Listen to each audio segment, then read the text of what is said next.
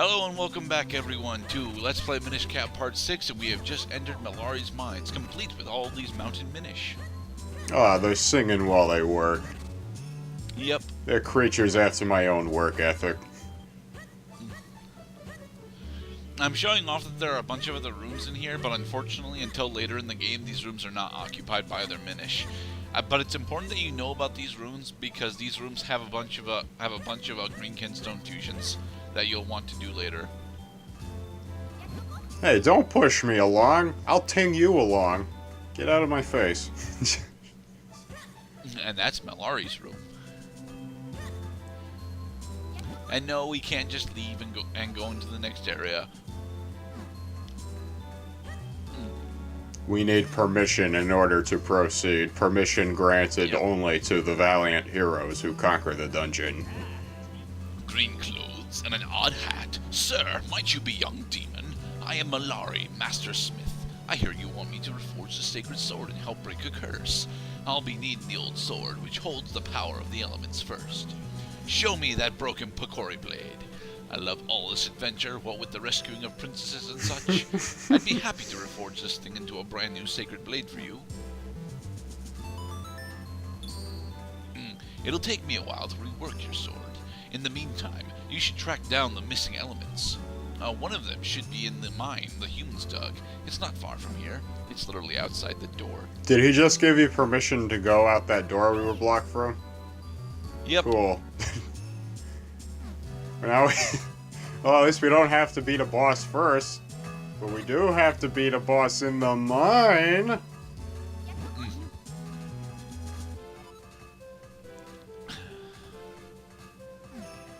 Don't tell me what to do. I'll be reckless as shit. Oh look, it's another one of those mysterious stones. It looks like a gravestone. Holder of the sacred powers, we grant you the power of wind.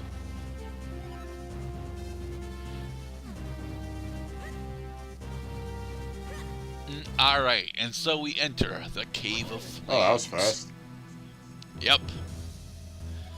The Cave of Flames is honestly a really cool dungeon. It introduces us to a lot of different world travel gimmicks.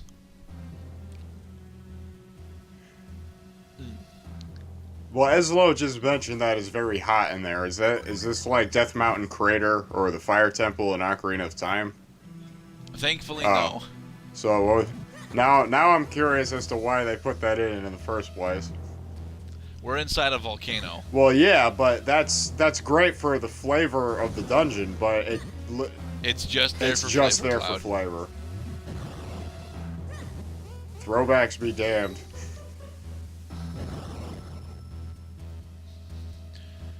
Yes, you will come to love the bombs in this dungeon, specifically because a lot of the content is gated off by bomb walls. It seems so, and very clearly indicated, I must add. Bomb walls are a very recurring feature in this game. I've always liked the bomb walls, the bomb floors. Damn it, Eslo! I know already. Can't you see I flipped them on their backs? Eslo, I just did this. I just did this.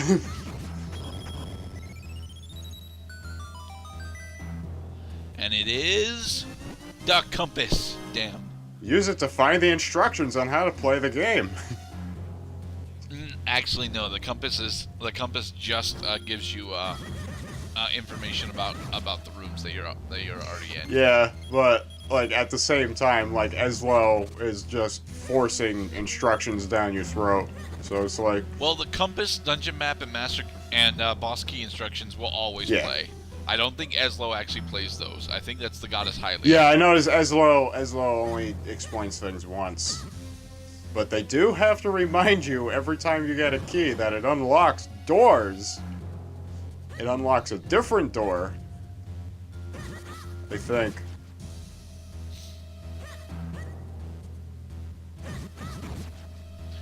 More choo-choos. So far this is a nice change of pace from the previous dungeon. It's more intense.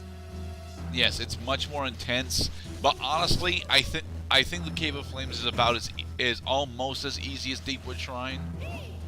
with the exception of the boss. The boss in the Cave of Flames is actually slightly more difficult than the giant choo-choo, but I like this boss way more. Yeah. Oh shit. So it's safe to say that you can't really control yourself while going on that fucking cart. Indeed, you cannot. Jesus Christ. From now on, let's just stick to our feet. Well, I mean, your feet. Sorry, Islo, but we can't do that. This dungeon will forces the minecart gimmick on you quite a bit. I'm okay with it, mind you, because I like the minecart, but still. Now, if you know how to do it, it is actually quite easy to use the bombs as replacements for your own bombs. But since they tend to drop bombs on their own, well, you don't really need to.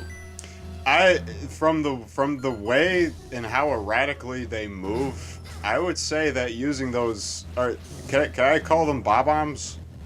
Yeah, you can call them bob-bombs. The bob-bombs are probably pretty difficult to use, like, in a strategic sense. Like, I have to make them collide with... I think if you hit them a second time, they actually stop moving, but it's been so long since I've done that I don't really remember. In any case, I would think that a room like that, even if they only required it once, like, people would come back to that. It's like, oh, this room. This room.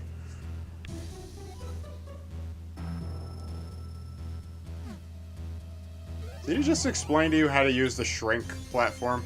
No, he explained to us that there was a portal hidden inside the dungeon. Oh. Can't go that way. There were holes on either side of that. I mean, there was walkways on either side of that hole.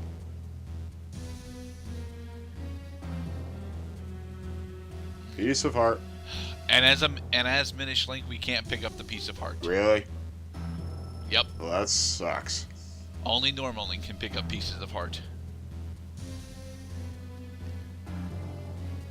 Drawing attention that the piece of heart is an actual object that has to be held and then inserted directly into the cardiovascular system. Aldo, are we sure it gets inserted into the cardiovascular system? Of course, it's a heart. What else do you do with hearts? You see, I always, based on the earlier interaction with Zelda and the Merchant, I assumed that the piece of heart was just symbolic was just a symbolic stone that magically increases your vitality. I would agree, it is symbolic, which begs the question as why it has weight attached to it. Well, it is still a pretty large stone. Well, thank you, Eslo. Thank you. I've played other games that have lava in them too.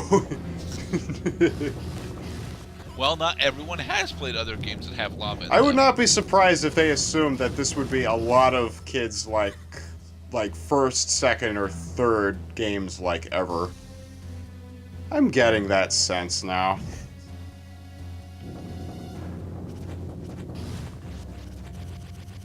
Oh, the slugs. I love these guys.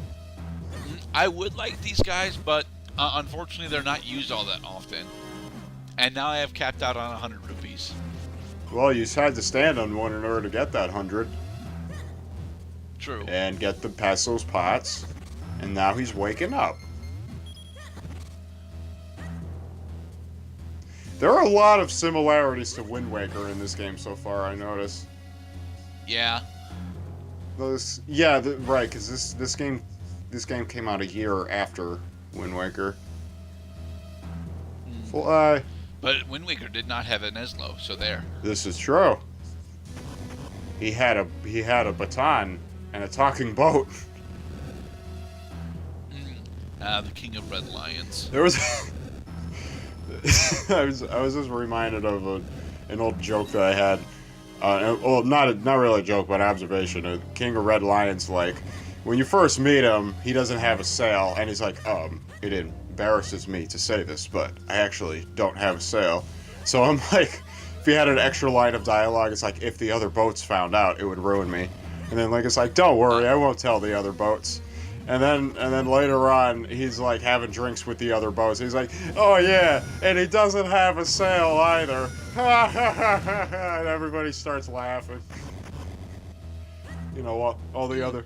Oh, is there yet another boat that doesn't have a sail in Wind Waker? No, the King of Red Lions is the only talking boat. But just imagine there's a whole like social group of talking boats that would start laughing uncontrollably when they found this shit out. Well, here's the thing: the Legend of Zelda universe is fucked up enough to where we could actually justify. Oh yeah. that. But like it's done the way it goes in my head is like, oh crap. The way it goes in my head is that you don't know that there's a society of talking boats until you see them all laughing at the fact that he doesn't have a sail. I suppose. Oh man. That's goddamn. I must have thought of that like 10 years ago.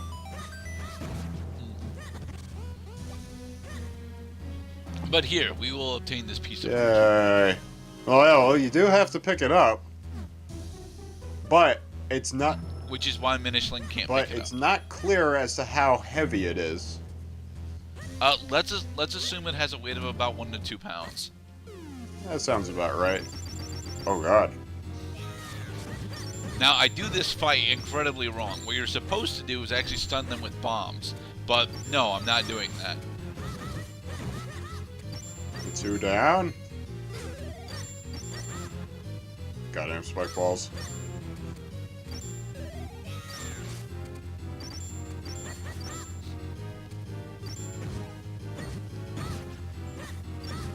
So Now, they only do take 2 hits when you actually get them, but I don't really know, aside from doing the spam attack, how else you're supposed to stun them. I would think that both the spin attack and the bombs would take advantage of how closely they were clustered.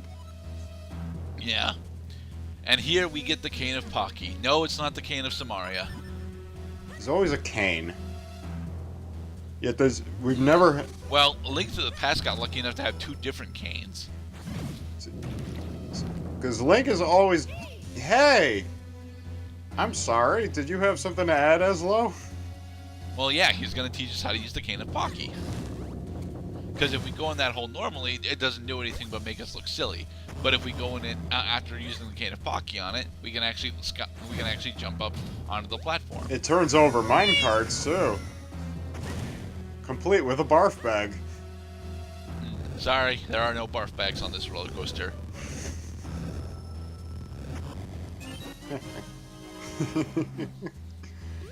It's like, don't make me go on the minecart again. Now, do you think that we could have a Legend of Zelda roller coaster? Absolutely. I don't think that we could. We would have to call it Death Mountain. which is highly peculiar for an amusement park because it uses the word death. I don't think Death Mountain has an actual roller coaster on it, though. Well, it ought to. It'd be like Space Mountain. Yeah, but doesn't Space Mountain have like one of the worst roller coasters? Well, it has a roller coaster. I don't know how good it is. I'm not a fan of roller coasters personally. No. No. Me on the other hand, I love roller coasters. I wish I could go on one today. It's still too early in the spring, Cloud. There aren't any amusement parks open. Yeah.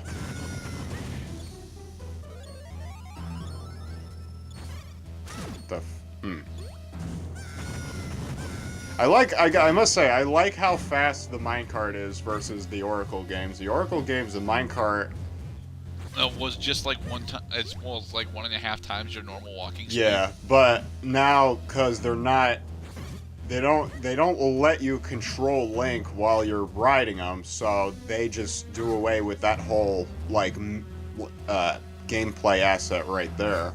Which is fine, because I never really cared for that, because you fuck up on the minecart, then you have to turn around, and then go back the same way you just attempted, and then probably fuck up again.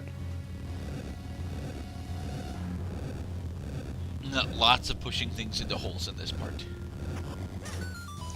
So this dungeon is all about filling in holes.